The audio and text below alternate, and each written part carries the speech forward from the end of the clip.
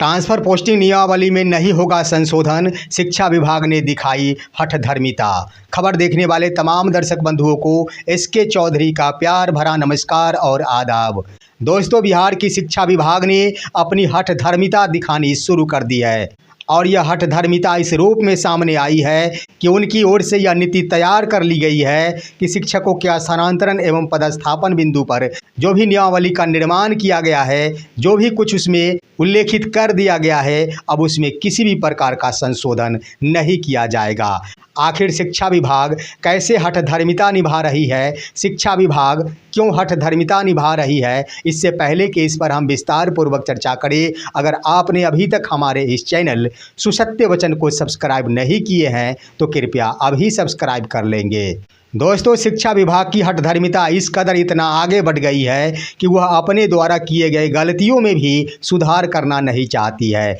यानी शिक्षा विभाग पूरी तरह शिक्षकों को समझ गई है कि चाहे शिक्षक कितना भी चिल्लाते रहे, शिक्षक कितना भी आवाज़ें उठाते रहे, हमने अगर गलती भी कर दी है तो उसमें संशोधन कदापि नहीं करेंगे। और यह मामला जुड़ा हुआ है शिक्षकों के स्थानांतरण एवं पदस्थापन नियमावली से। दोस्तों, आप सभी को मालूम होगा कि शिक्षकों में पुरुष शिक्षकों के लिए उस नियमावली में यह प्रावधान किया गया है कि पुरुष शिक्षकों को गृह अनुमंडल से बाहर का विद्यालय आवंटित किया जाएगा, जिसको लेकर शिक्षा जगत में जंग छिड़ चुकी है और तमाम पुरुष शिक्षकों को इससे बहुत बड़ा झटका लगा है। दिन रात पुरुष शिक्षक ये सोचने को मजबूर है कि आखिर हमारे बूढ़े माता पिता को कौन देखेगा, हमारे परिवार को आखिर कौन देखेगा। हम अपने ज़िंदगी के आखिरी पड़ाव से गुजर रहे हैं। किन्हीं की 2 वर्ष सेवा बची है तो किन्हीं की 5 वर्ष सेवा बची है। सवाल उठता है कि शिक्षा विभाग ने जब अपने गृह अनुमंडल से बाहर के अनुमंडल में विद्यालय आवंटित करने का लक्ष्य निर्धारित किया है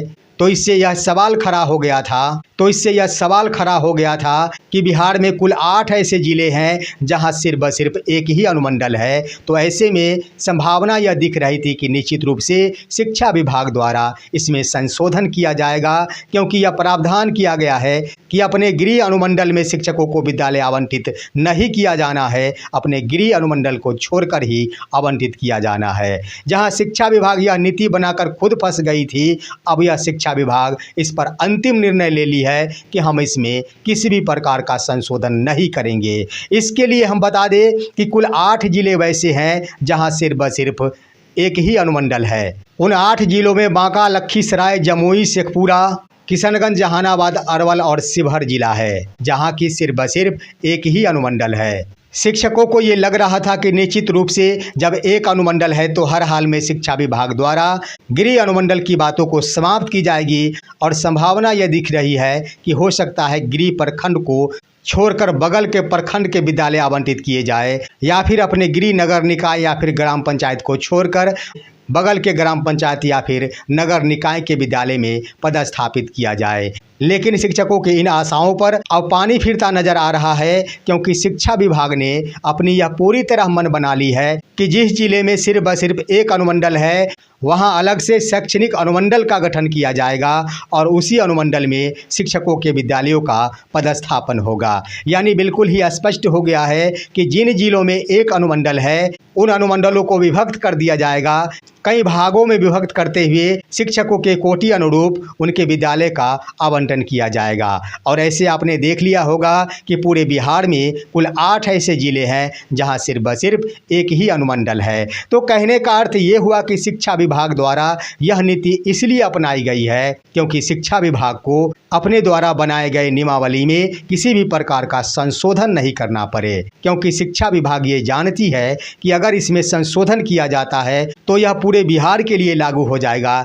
लेकिन सिर्फ 8 जिलों में शैक्षणिक अनुमंडल का गठन किया जाता है तो यह सिर्फ 8 जिलों के लिए ही प्रभावी होगा। तो हर हाल में ऐसे में शिक्षा विभाग द्वारा जो भी नीति का निर्धारण किया गया है उससे पुरुष शिक्षकों को इन 8 जिलों में भी राहत मिलने की संभावना बहुत कम दिख रही है, क्योंकि जो भी वहां प्रखंड है, अगर 10 प्रखंड है तो निश्चित रूप से उन्हें 3 या 4 शैक्षणिक अनुमंडल में विभक्त किया जा सकता है और ये जरूरी नहीं कि बगल वाले प्रखंड ही शिक्षकों को आवंटित कर दिए जाए। तो इसलिए शिक्षा विभाग अपनी सोची समझी रणनीति के तहत यह योजना बनाई है कि चाहे जो कुछ भी हो जाए, पुरुष शिक्षकों को किसी भी प्रकार का राहत नहीं देना है उन्हें किसी भी प्रकार की सुविधा नहीं प्रदान करनी है। और ये खबर ज्यों ही सामने आई है, एक बार फिर से पुरुष शिक्षकों में मायूसी छा गई है। और हम तो यूँ कहते चले कि 50 वर्ष से ऊपर वाले ऐसे हजारों शिक्षक हैं जो कि विशिष्ट शिक्षक का पद योगदान नहीं करना चाहते हैं, क्योंकि वो सोचते हैं कि हमें अपने गृह अनुमंडल छोड़कर बाहर के अनुमंडल में नहीं जाना है, अन्यथा हमारा परिवार बिखर जाएगा, हमारे बच्चों की पढ़ाई समाप्त हो जाएगी, हमारा परिवार आगे के बदले पीछे खिसक जाएगी। तो इन तमाम बिंदुओं के आधार पर यह कहा जा सकता है कि शिक्षा विभाग ने शिक्षकों के लिए जो नीति अपनाई वह छात्रों के लिए फ़ायदेमंद हो या फिर नहीं हो, लेकिन इतना तो ज़रूर है कि शिक्षकों के बच्चों के भविष्य खराब करने की एक नीति है, शिक्षकों के परिवार को नुकसान पहुंचाने की यह नीति है। लेकिन फिर भी आगे क्या कुछ होता है इसे तो देखना ही होगा। लेकिन सरकार की ये भी मंशा है कि निश्चित रूप से विशिष्ट शिक्षकों को नए विद्यालय में पदस्थापित करने से पहले प्रधान शिक्षक की बहाली कर ली जाए, क्योंकि यह निश्चित है कि प्रधान शिक्षक की बहाली हो जाने से लगभग 40,000 शिक्षकों की संख्या कम हो जाएगी और 40,000 शिक्षक विशिष्ट शिक्षक के दर्जे से बाहर हो जाएंगे। तो इस तरह से शिक्षा विभाग की नियति है। शिक्षा विभाग आगे क्या कुछ करती है इस पर नजर गड़ाए रखना काफी जरूरी है,